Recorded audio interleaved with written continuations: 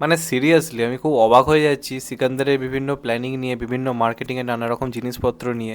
আমি সিনেমাটা খারাপ কি ভালো সেই কথা একদমই যাচ্ছি না, বা আমার নেগেটিভিটি করার কোনো ইচ্ছে নেই, কিন্তু আগে থেকে না ভাবলে প্রবলেম হবেই। ঠিক একই ভুল টাইগার থ্রির ক্ষেত্রে হয়েছিল, আমরা দেখেছিলাম টাইগার থ্রির ওপেনিং উইকেন্ডে কিন্তু প্রবলেম এসেছিল, এবং সিনেমাটা একটা লং রানে বিরাট বড় কিছু বা ভুল টাইমে রিলিজ বা প্ল্যানিংয়ের গণ্ডগোল এই সমস্ত কিছুর ফল কিন্তু ভুগতে হয়েছিল টাইগার থ্রিকে।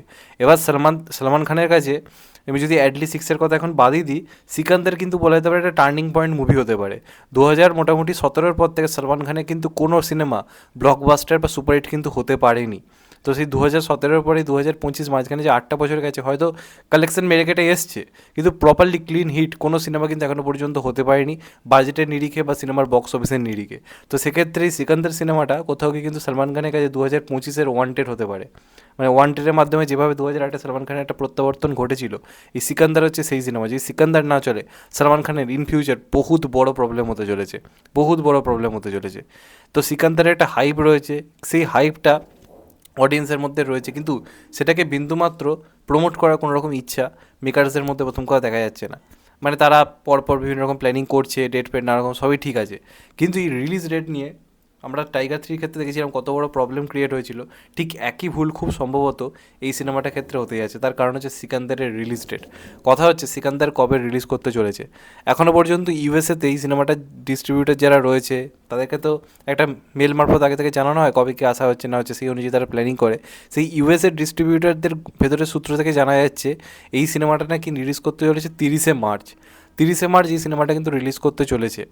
এবার প্রবলেম হচ্ছে 30শে মার্চ রিলিজ হলে কী কী প্রবলেম হতে পারে।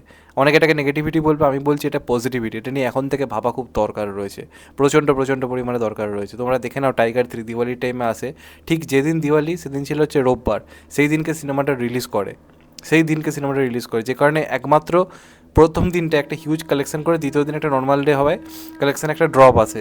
তারপর সেই ড্রপ থেকে কিন্তু সিনেমাটা সেইভাবে বেরোতে পারেনি, নর্মাল দিনে কিন্তু হিউজ একটা কালেকশন আনতে পারেনি। একটা সিনেমার ক্ষেত্রে প্রথম 3 দিনের শুক্র শনি রবি খুব ইম্পর্টেন্ট, যেটা আমরা দেখলাম ছাবার ক্ষেত্রে।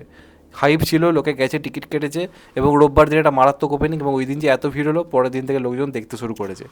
এবার টাইগার থ্রির ক্ষেত্রে যে প্রবলেমটা হয়েছে তোমাদেরকে আমি জানালাম, সেটা থেকে বড় একটা ভুল হয়েছিল বক্স অফিসের ক্ষেত্রে, আমরা তোমাদেরকে আগেই বলেছিলাম। এইবারও এই সিনেমাটার ক্ষেত্রেও সেম ভুল কিন্তু করতে চলেছে। একটা ছোট্ট উইকেন্ডে সিনেমাটা রিলিজ করতে চলেছে, মানে শুক্র শনি এই সিনেমাটার চান্স হয়তো পাবে না। তার কারণ রিলিজ করতে চলেছে সিনেমাটা 30শে মার্চ, আর 30শে মার্চ হচ্ছে মূলত রোববার দিন, মানে সিনেমা রিলিজ হচ্ছে রোববার। রোববার দিনই প্রথম দিনে একটা হিউজ কালেকশন রোববার আসবে, এইভাবে তারা রিলিজ করছে, ঠিক আছে। আর পরের দিন ঈদ রয়েছে, এই দুটো দিন কালেকশন না আসবে, কিন্তু তারপর থেকে কিন্তু কালেকশন একটা ভালো রকম ড্রপ আসতে পারে। একটা সিনেমা যেদিন রিলিজ করছে সেদিন একটা ইনিশিয়াল হাইপ থাকে, তাও সলমান খানের সিনেমা, প্রথম দিন লোকে যাবেই। তো সেক্ষেত্রে তুমি শুক্রবার রিলিজ করো, এটা মোটামুটি ভালো ওপেনিং আসুক। আমি ধরে নিচ্ছি সলমান খানের সিনেমা 20 কোটি একটা ওপেনিং নিল, খারাপ তো কিছু নয়, 20 কোটির ওপেনিং আমি ধরে নিচ্ছি। শনিবার দিনে একটা তার থেকে বেটার কালেকশন আসার চান্স থাকতো, 20 কোটির পর হয়তো 24 কোটি হতো।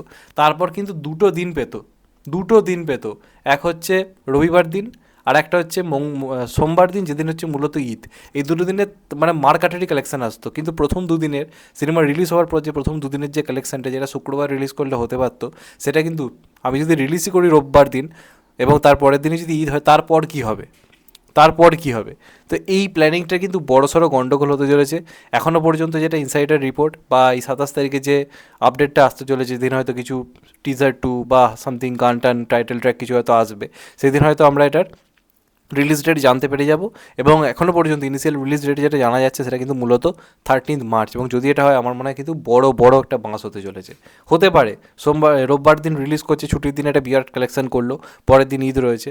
তো আমার কথা হচ্ছে শুক্র শনিবারের দিনটা তো পেতো, একটা ভালো শুরুর দিকের কালেকশান আসতো, ভালো রকম একটা কালেকশান আসতো।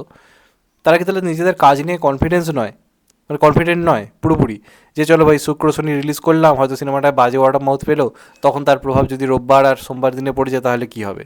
এইগুলো করে দর্শকের মধ্যে নেগেটিভ ইম্প্যাক্টটা আস্তে আস্তে পড়ে যায়।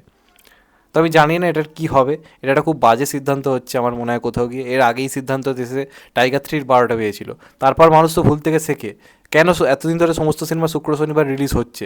নিশ্চয়ই তার পেছনে কিছু সাইন্টিফিক রিজন রয়েছে যে উইকেন্ডের শেষ মানুষজন এই সময়টা সিনেমা দেখতে যায়, শুক্র শনি রবি তিনটে সময়, অনেকে অফিসই মোটামুটি শনি রবিবার ছুটি থাকে।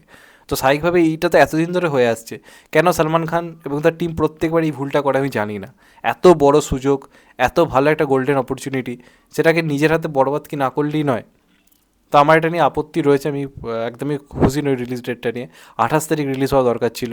28-29টা একটা ভালো কালেকশান আসতো, 30-31 একটা জাম্প নিত, এটা ভালো রকম 4 দিনের একটা স্ট্রং একটা ওপেনিং উইকেন্ড থাকতো। সেখানে ওপেনিং উইকেন্ড পাচ্ছে মাত্র 2 দিনের, আমাদের রবিবার এবং তার সঙ্গে সঙ্গে সোমবার। তারপর ব্যস্ততম দিন শুরু হয়ে যাবে মঙ্গলবার থেকে, মানুষ কাজকর্মে ঢুকে যাবে।